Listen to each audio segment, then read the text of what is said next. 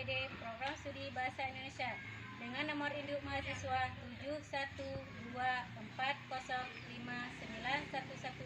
7124059111583. Saya mahasiswa PPG Guru Tertentu tahap 1 periode 2 tahun 2025 di LPTK Universitas Islam Sumatera Utara. Di sini saya akan mempelajari materi kelas 5 tentang sinonim dan antonim. Assalamualaikum warahmatullahi wabarakatuh. Assalamualaikum anak-anak. Waalaikumsalam warahmatullahi wabarakatuh. Apa kabar hari ini? Baik. Sehat semua? Sehat. Nah, sebelum ke sekolah tadi ada sarapan nggak? Ada. Kenapa kita sarapan?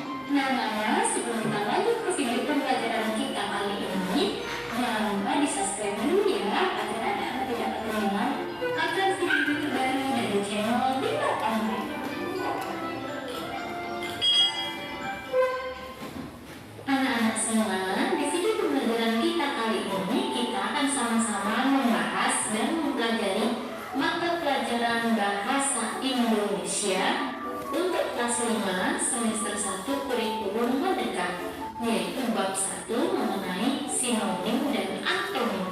Anak-anak sudah siap? Kalau sudah siap, yuk kita sama-sama mulai ke pembahasan. Nah, anak-anak, kita langsung saja ya ke bagian makna kata. Makna katanya itu adalah sinonim. Tanya kalian apa arti dari sinonim dan apa itu sinonim? Sinonim adalah persamaan makna kata. Misalnya, sinonim dari kata pintar adalah pandai. Yang kedua, sinonim dari rapi adalah api. Nah, untuk pemuda itu adalah sinonim itu persamaan kata atau kata lain dari kata itu untuk mempermudah kalian. Nah, kita lanjut ke latihan. Pasangkan kata-kata di bawah ini dengan sinonimnya. Lalu tulislah dalam kotak kata-kata mana yang menggambarkan sifat yang patut ditiru dan mana sifat yang sebaiknya dihindari. Anak-anak bisa lihat di sini sudah ada 10 kata yang berwarna kuning dan 10 kata yang berwarna ungu ini. Anak-anak diminta untuk mencari sinonimnya. Yuk kita sama-sama mengerjakan latihannya. Nah, kata yang pertama adalah pembohong. Pembohong itu sinonimnya adalah pembuat. Yang kedua ada alim. Alim itu sinonimnya adalah soleh. Tarik garisnya ya anak. Kata yang nomor 3 yaitu rapi. Rapi sinonimnya adalah api. Kita tarik ya anak. Kata yang keempat yaitu adalah nakal.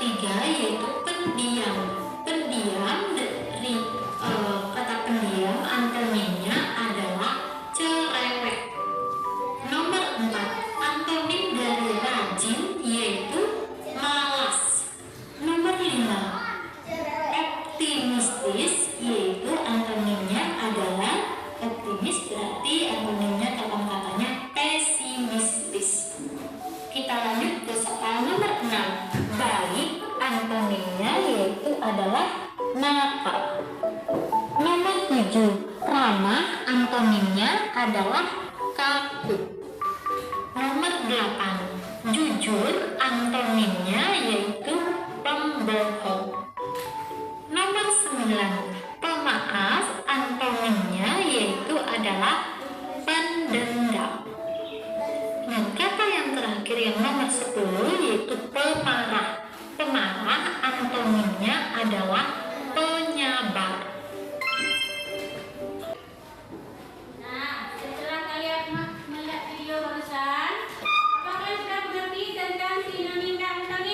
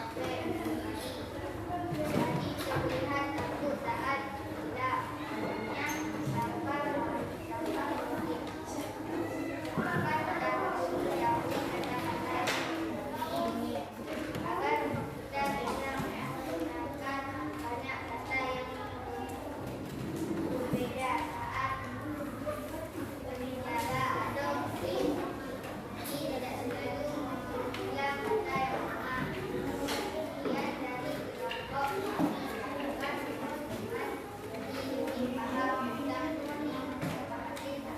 ini seperti dalam